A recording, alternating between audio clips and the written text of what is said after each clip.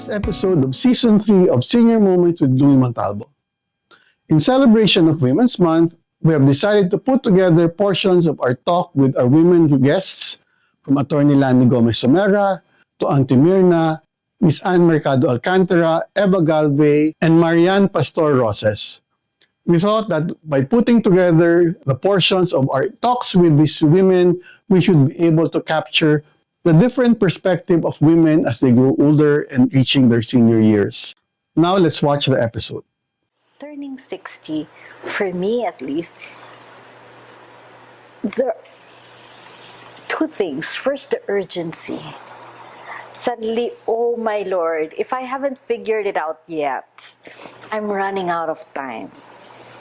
And so I feel I have to, so there's a part of that I feel I'm running out of time. I gotta make sure I have really achieved what I want to achieve. I think moving into 60, I felt like that. But stepping into this year of 60, I suddenly feel,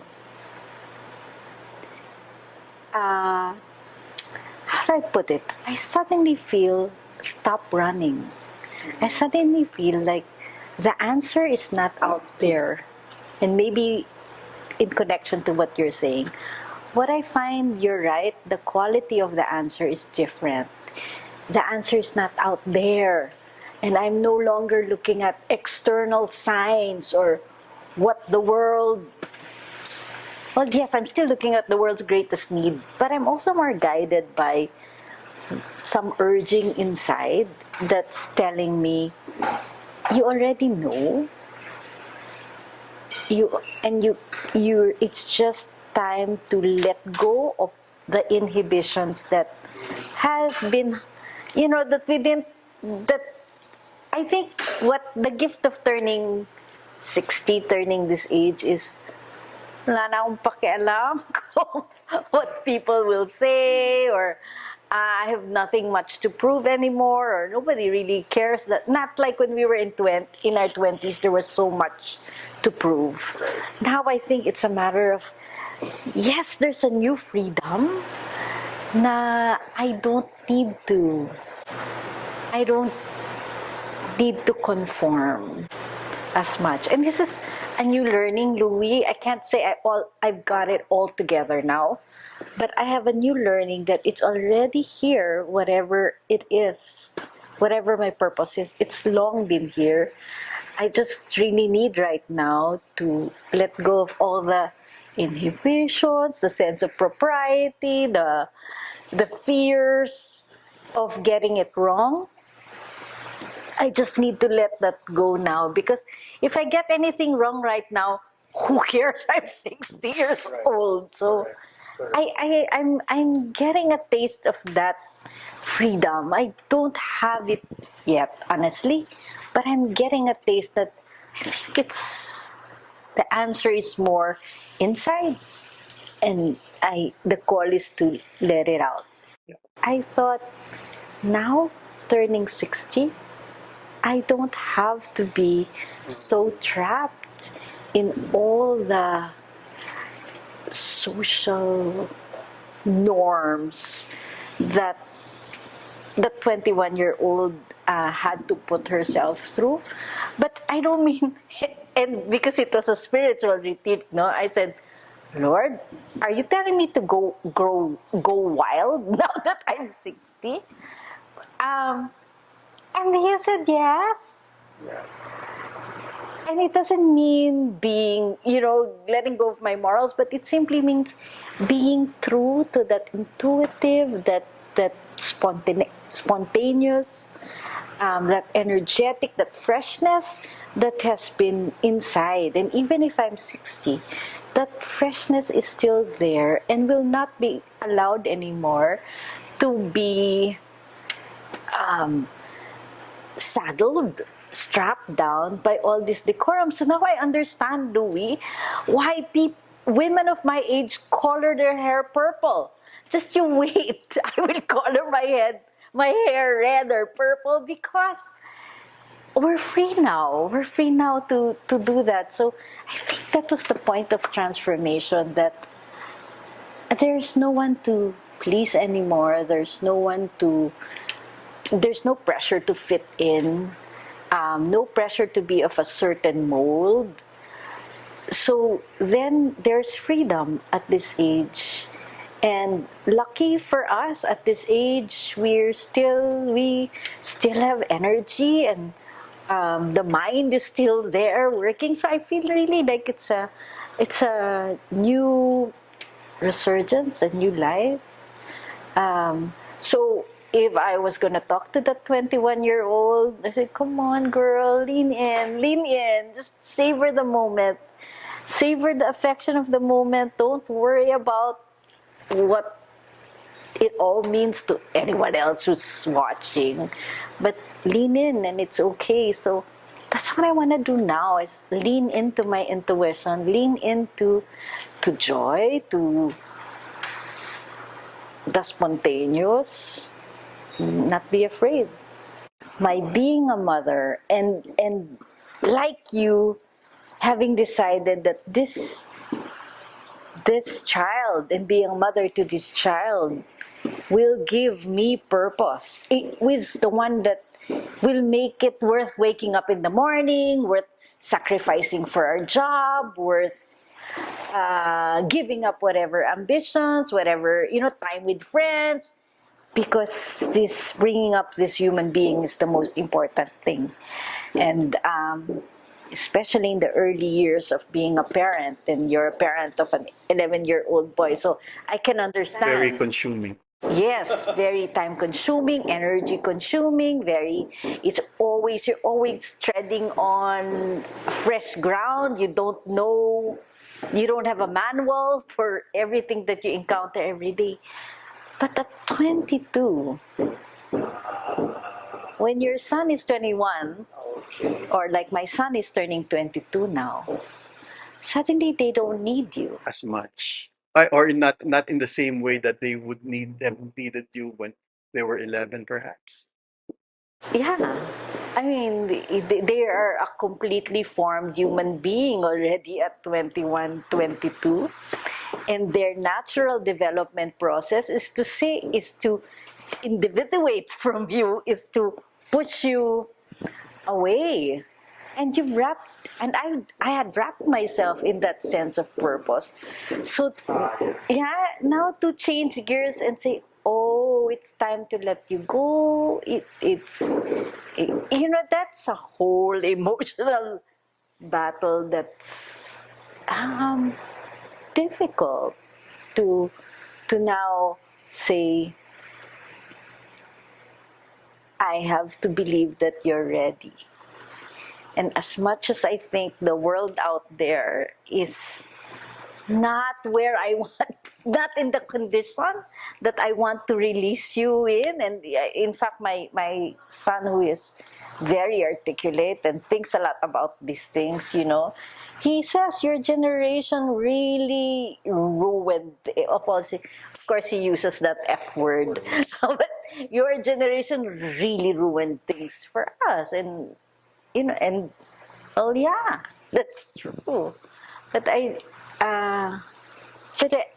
it's not our role to protect. It's not my role to protect him anymore, or to. So that's going into the senior years. That's a major shift, and I think the what I have to relearn is how now to direct that sense of purpose that used to be anchored to the bringing up of my son, and how now not to, may tendency when we're young to to grade ourselves according to how our child is turning out, but to say now, no, we never should have done that to begin with, and to learn now to step back and see, oh, what a guy, to meet him where he is. My tendency is to say, I didn't, maybe I should have done this, maybe I shouldn't. Did I really prepare you? I'm not sure. Um, insane things like, do you really know how to eat in a formal setting and loose? and get lost in that frivolous thing and lose sight of this wonderful, yes, but angry man, but yet articulate and reflective. The whole ethos of the house rests on it can't be inherited. You can't inherit a building. You can't inherit furniture. You can only inherit the the care, the ability to care, and the ability to be a custodian for another generation. And I think that's what we learned from And a previous generation. magaan. And I think based on what you're saying, I think this is what I really felt is that again the whole notion of an ancestral old house is it's preserved, but there's also a sense of it being part of the past or history. Here, when you enter the house, the word that came to my mind is it's alive. It is alive. It is Yeah. you could sense it. You can sense it. It's Yes. alive. It's living. It's breathing, and it's not something where you preserve it in a practically in a museum Or and in a pickle jar. in a pickle jar. But here, when you enter, and I think that your explanation helps understand. That's why it feels this way. If you don't have fantasies of an aristocracy, then you are able to live in a house like this and sleep on the floor, dance on this floor, open the windows, put mats or banigs anywhere, polish it up while you're sleeping. Practically, my grandmother used to polish it when her eyes were closed. All of these are micro gestures of how it is to live in a house that your ancestors lived in. And so you can't be precious about that. The only thing you can do is channel them. That for some reason they live inside you, and whatever kindness they express during their lives. My grandfather was a country doctor, even if he graduated from the Ateneo and UST early in the 20th century. My grandmother went to La Concordia. I never saw them have any heirs whatsoever. What they did to this house was to create an environment in which 10 children can truly help each other through life. And they did. I mean, my son, who is a doctor, my two sons actually, were benefited by one of the uncles who assisted them to school. The 10 brothers and sisters, they all helped each other to school. Um, my cousins were also helped by the uncles.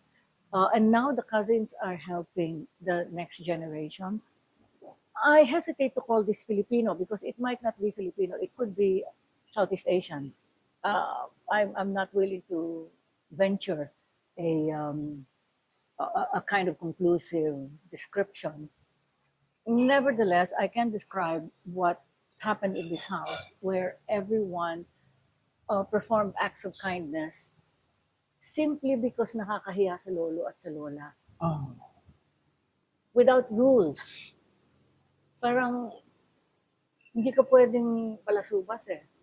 Nakakahiya sa lolo. Tsaka sa lola. Ganun lang.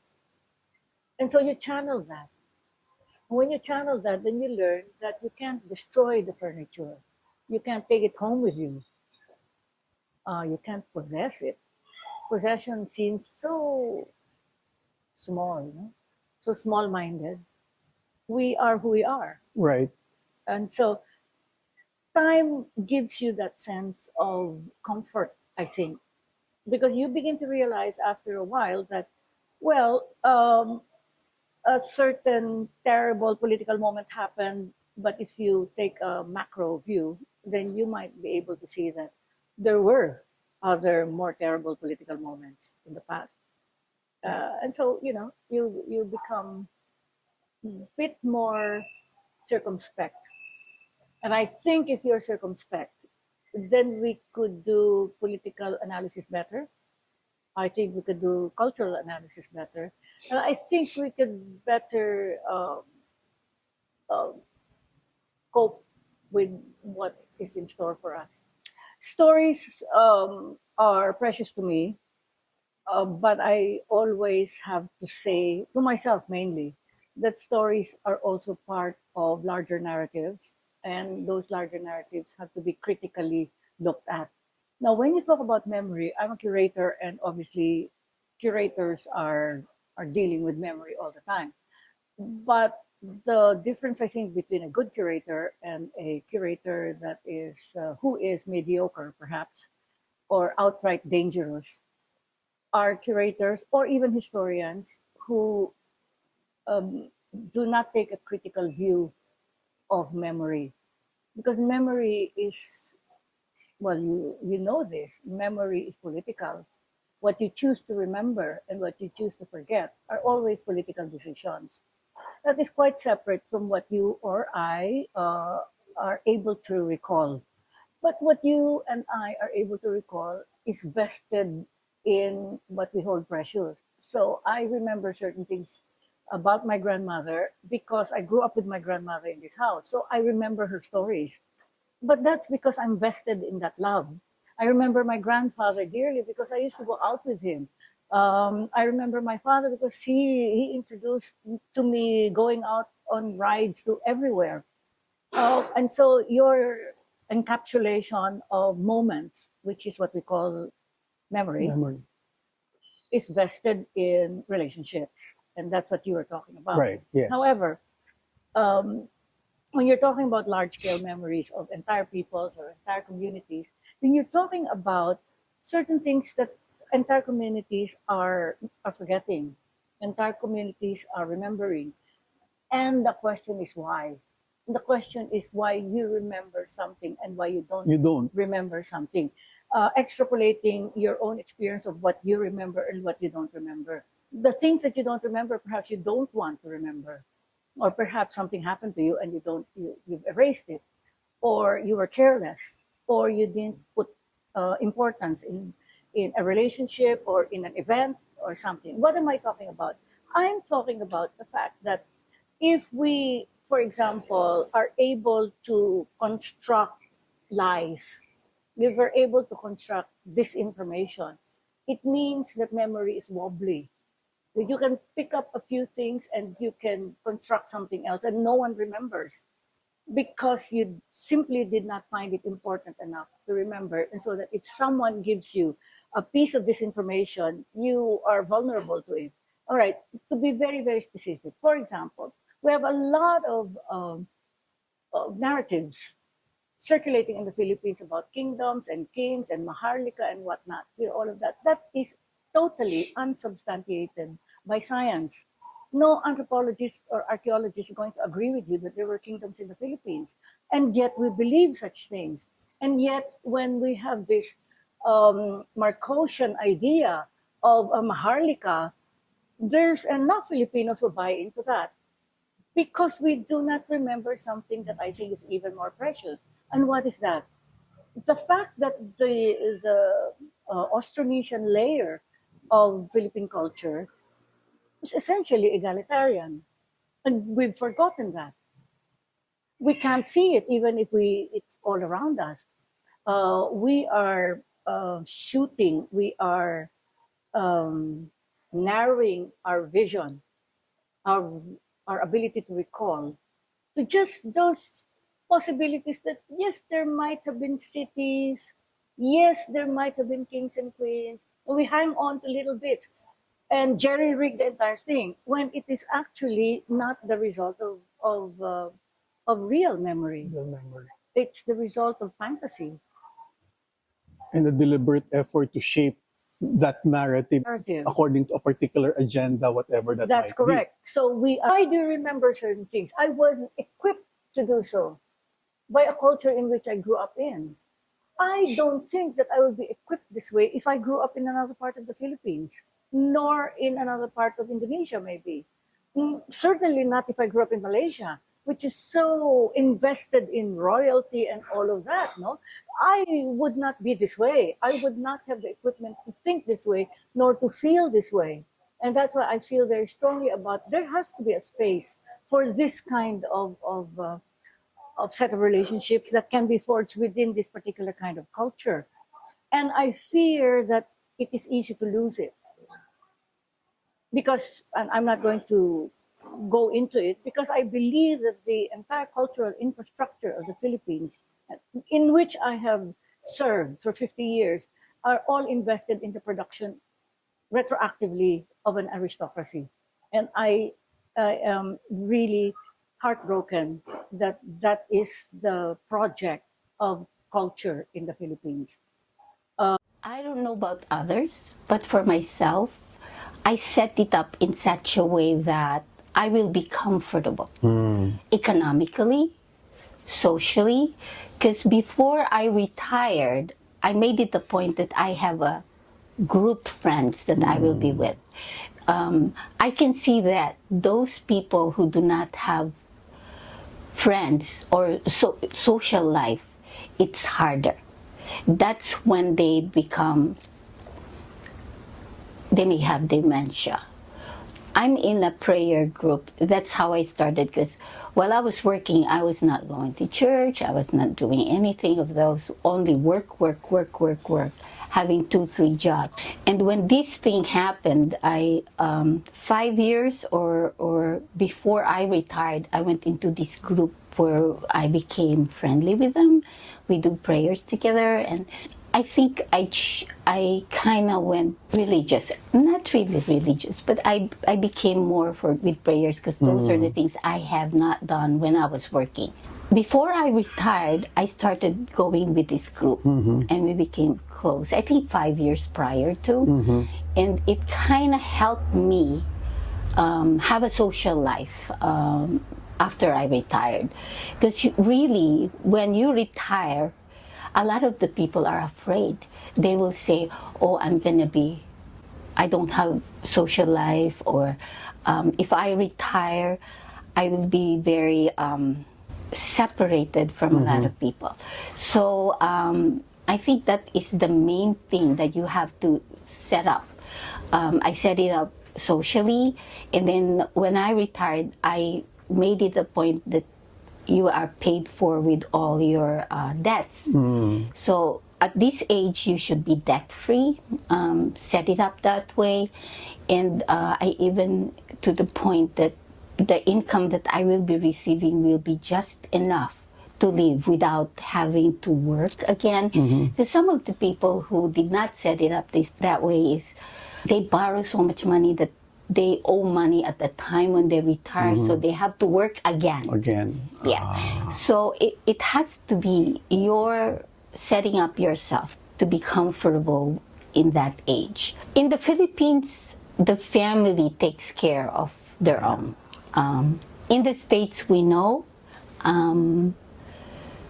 they put them in a nursing home. That's one of my fears too. That's why I wanted to go back to the Philippines.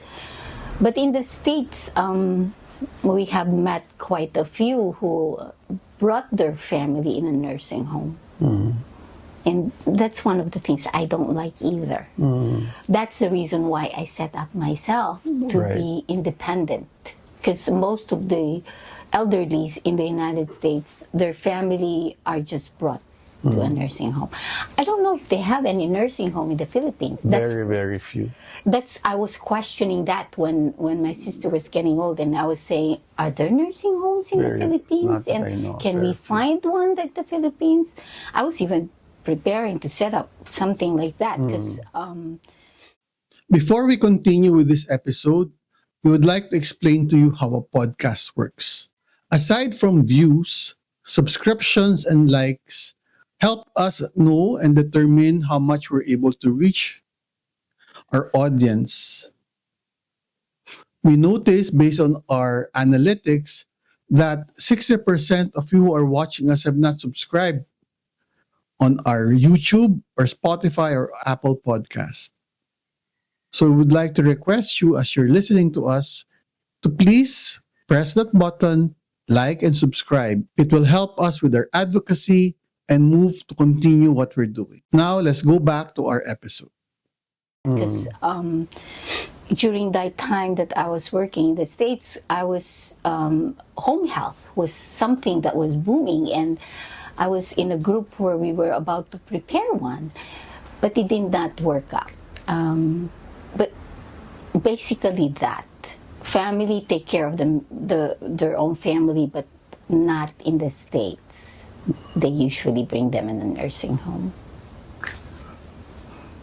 You still have friends here in the Philippines who are of your age, Oh yeah, my classmates. your classmates. Yeah, I have classmates. I have some friends, but I have not communicated with them pretty much lately because I was centered on my Pieta group. Ah, okay. So we usually we do a lot of things together. Yeah, we have a lot of parties together. So my communication with my classmates is not as the one here now. So, Myrna, given the wealth of experience that you've had in sharing with us, if you were to advise someone, particularly a Filipino or Filipina who's growing old in the United States or another country, or about to reach their senior years down the road, what 2 or 3 advices would you give to that particular person so that he or she might become more ready or prepared as they become a senior citizen? It depends upon their situation. For me, that's why I set up myself this way because economically, socially. So it depends upon the other person, what they have and what they want to happen in their senior years. Because I know some people who are making more than I do. And they're enjoying themselves traveling and everything. But you have to set it up that way. But I don't have a lot of idea about the ones who are in the Philippines. To tell you, I think they're living a life more lavish than I do because they have maids and all those things. I'm used to doing things for myself. I don't know what to say. Okay. Sige. Sorry. It all depends upon what they want in their future, what they are about. Because I think I was different also. I saw the hardships in life, and I want to be comfortable when I retire.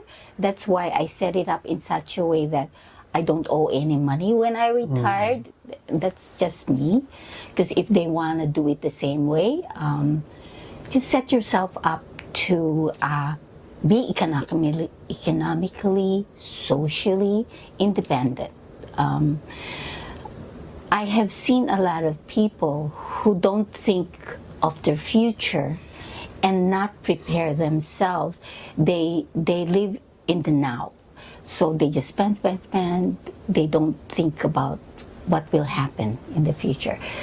Just like, for example, me, I set it up in such a way that I have paid off my house. So in the future, I don't have to be thinking of that.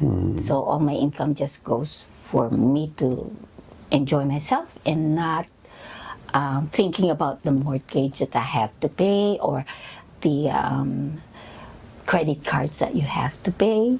So I think it all depends upon how you want to be comfortable in the future. Yeah, but clearly, I think the gist of our conversation is one cannot enter your senior years unprepared. Yes. I just knew when I die, then I go, then finish.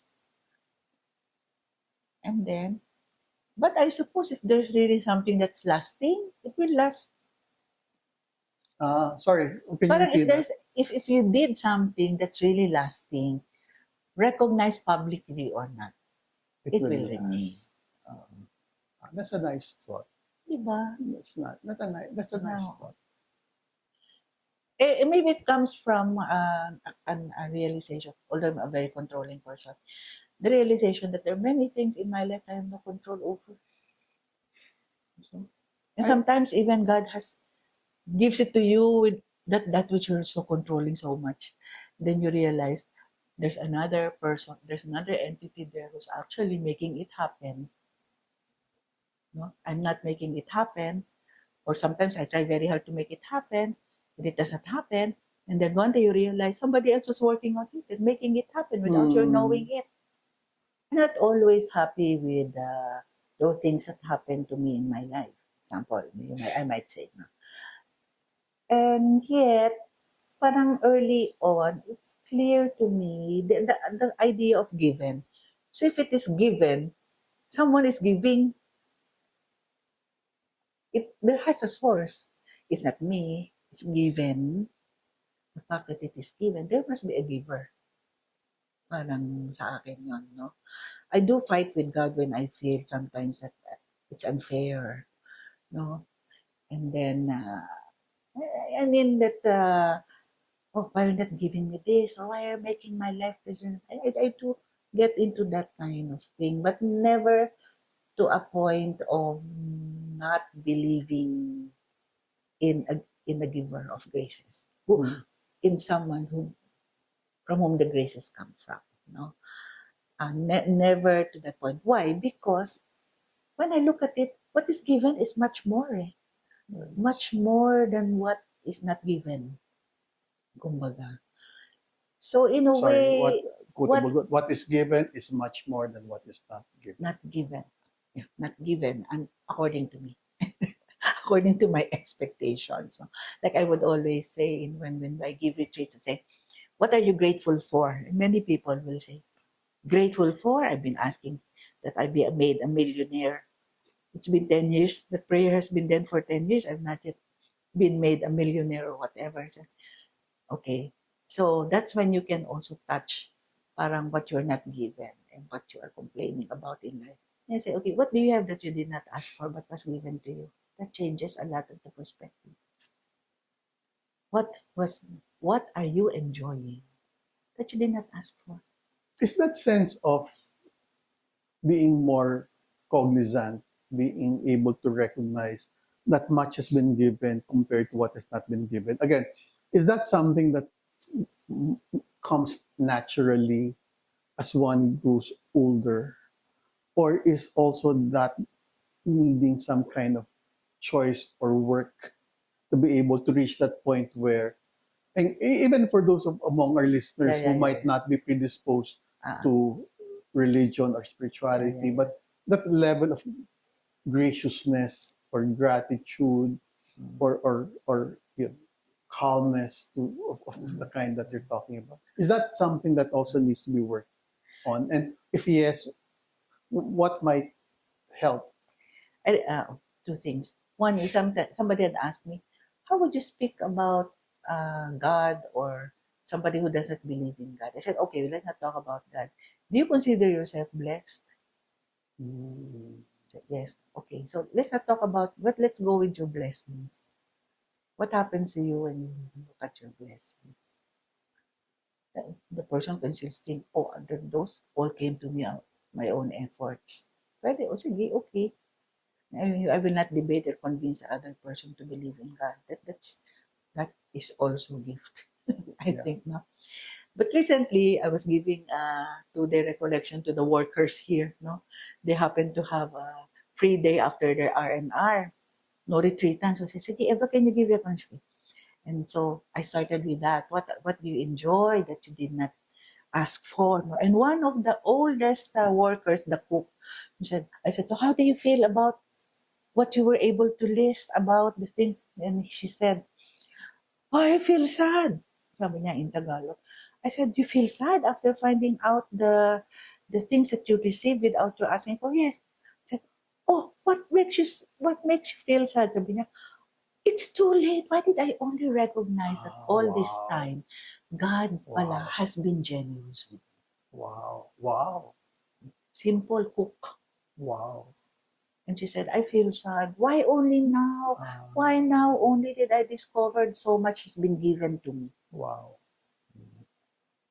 But it's because what do you have that you did not ask for? That's what makes it given eh. Kasi That's yung isa true. is you asked for it eh. So were you given? Eh kasi I asked, di ba? I asked for it. Happy ka na rin doon. I think, sabi nga nila, no, around 40s, when you're in your 40s, you begin to look back. So if your questions are looking forward, you're still young. What will I do? What will I become? Will I be successful? When you're in your 40s na daw, your questions are retrospective. did I make the right decision? Should I have be doing this? So people have questions actually. I think people have questions, but there's just no opportunity to for somebody to mirror it to them or raise it for them. I think everyone. I think even that lowly cook, That's a good point. lowly, would have. But then that's why maybe about the church, the school, whoever, the media can be the one to evoke them. Parang ganyan. But I don't know if it's something that should it be a universal experience. Is that in itself grace? No, because like I remember a priest before when midlife crisis was beginning to be a new concept said, "What's that midlife crisis? I'm sure my parents went through that. But I don't remember them having going through a crisis." That's true. Said, "How come? But us because we are educated and reading all these books and then parang it's now something that is put into our awareness and therefore we must face that parang ganyan, you know, questions. But some questions you cannot find answers, so you have to leave them out. But some, I don't even want to ask the question or even try to look for it because I'm not sure if I want the answers that I'll find out. I'm not ready. Baka the more I will get depressed, like going to Google for all the fears that you have and wait for it to happen. Like when I take medication, I always go to the Google. What are the side effects?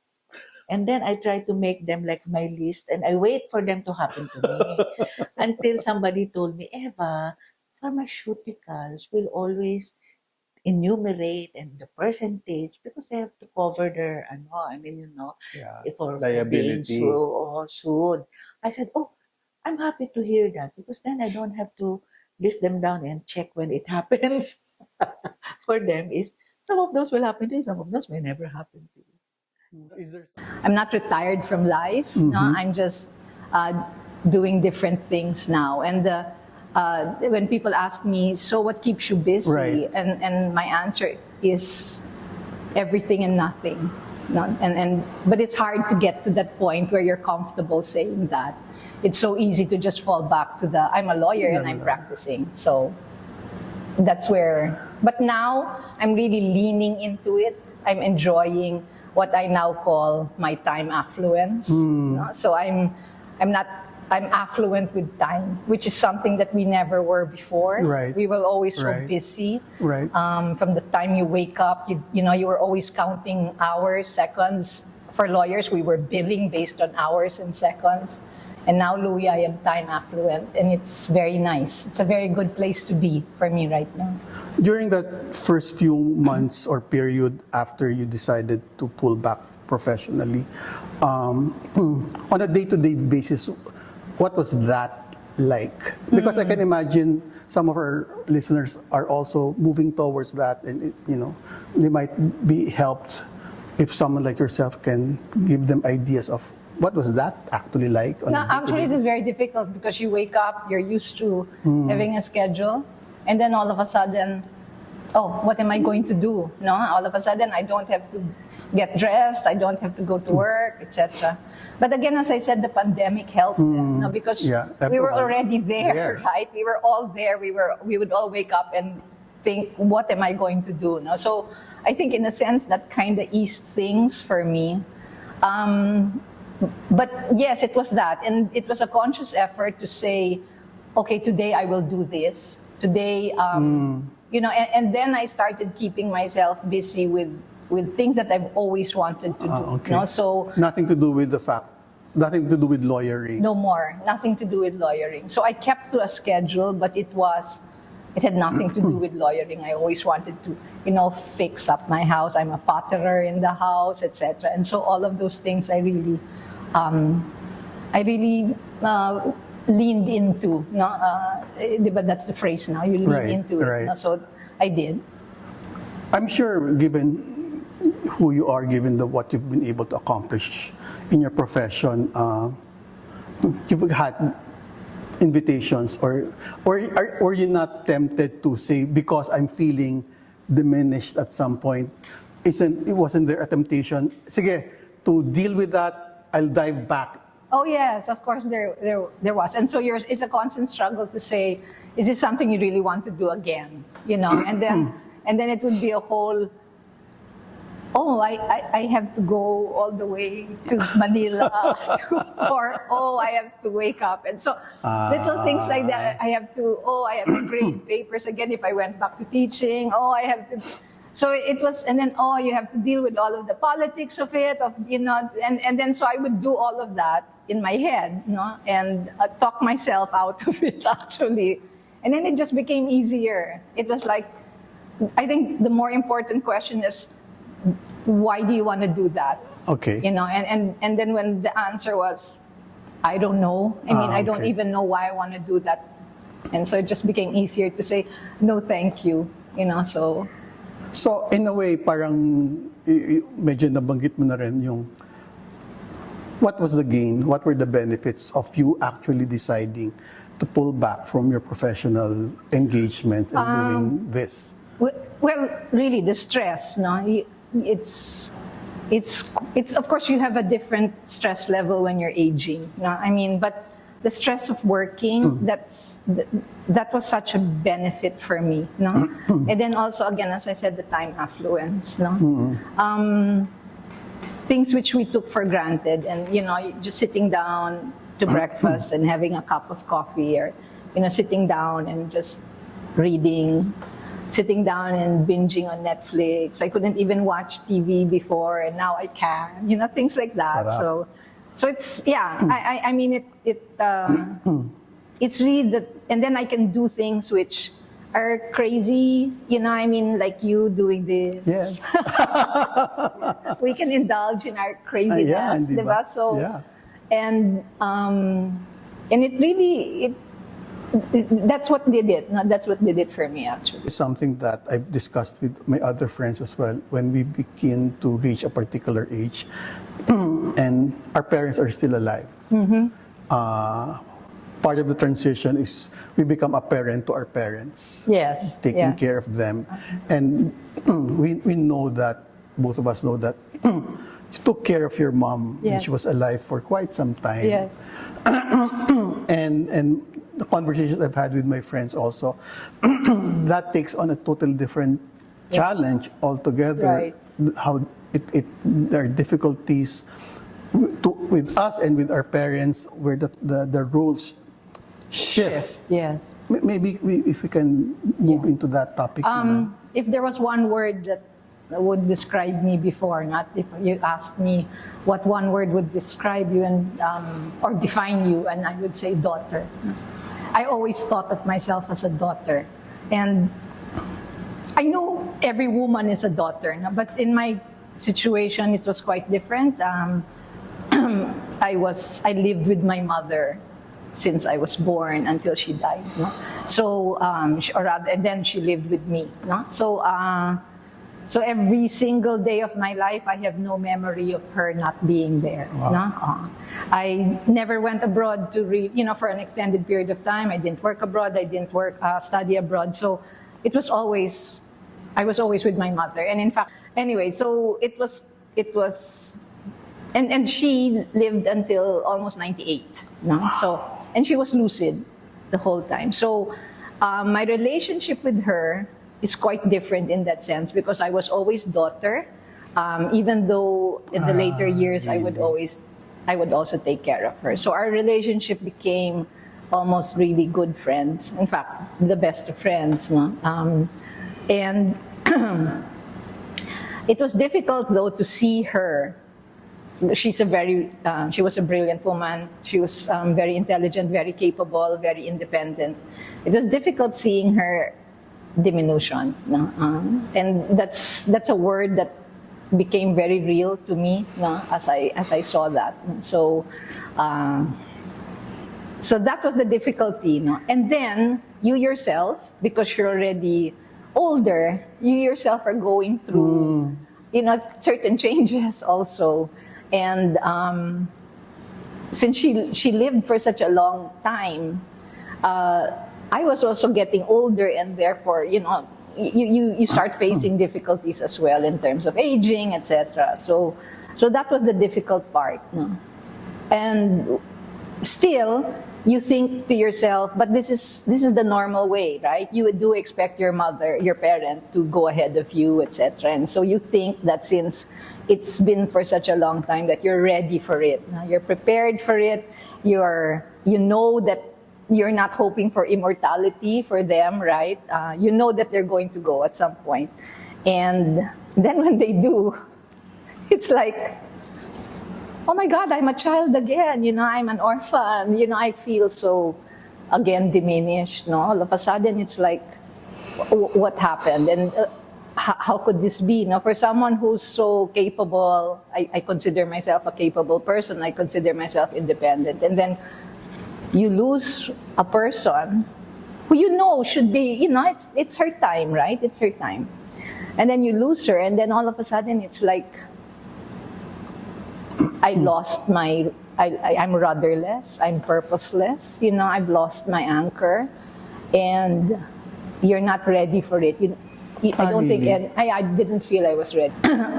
that whole experience, which, and then of course you will hear all the platitudes, right? And none of them work. None of them really worked for me, at least. And so what I thought was that this grief that you're feeling, it's such a strong emotion.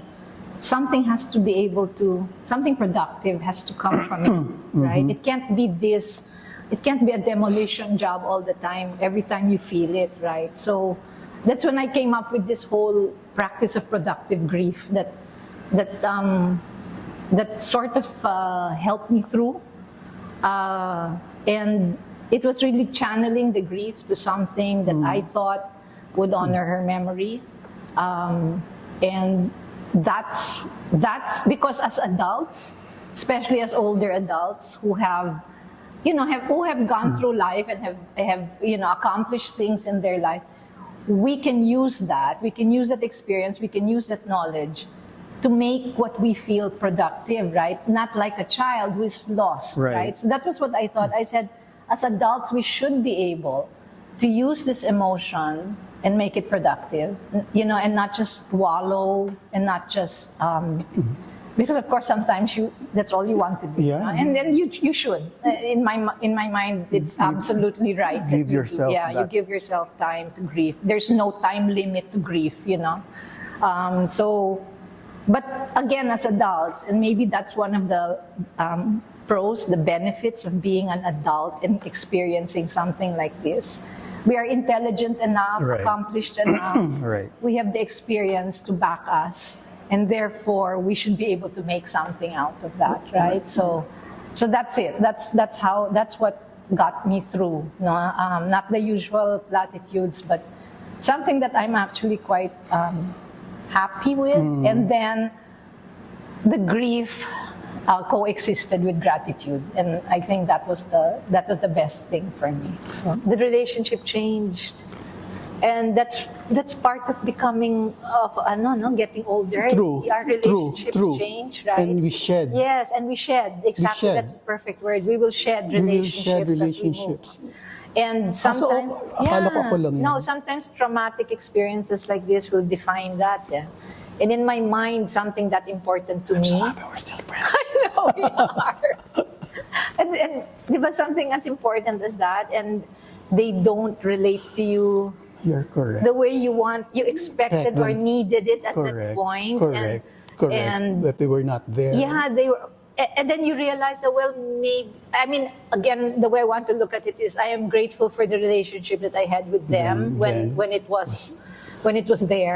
But then we drift and we shed. And so, so that's why it's important to talk to people who are important in your life. And you really need to talk to the people who are close to you. Because that's another thing, Louie, as we're getting older. We will shed, but at the same time, my joke is, okay, that's another one person who loved me who's gone now. I mean, the people who love you, they will be leaving this life, diba? So you really need to hold close, hold close the people who are still important. You're correct. You're correct. And that's that. You're correct in that. Yeah, diba? So, The third transition, if you're okay, is, as I was saying, is, and I think part of the process as we move through our senior years is, as we were saying a while ago, in our relationship with people who are very important to us. Or not, it's not static. It's not. I think it's foolhardy. It's crazy to think that the way we relate with them when you were much younger is the same way that we relate to them now. Yeah. And is it okay because you don't have kids? Yeah. How much of that factors into it?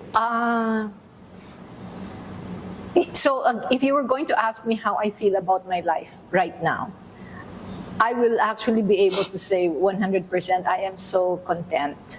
Okay, I have no.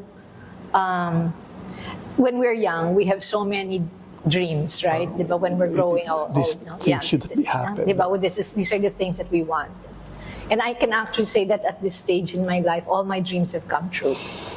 And I know it's not usual for many people, Yeah. but for me, it really has. And I am child free. No, I'm child free, and that's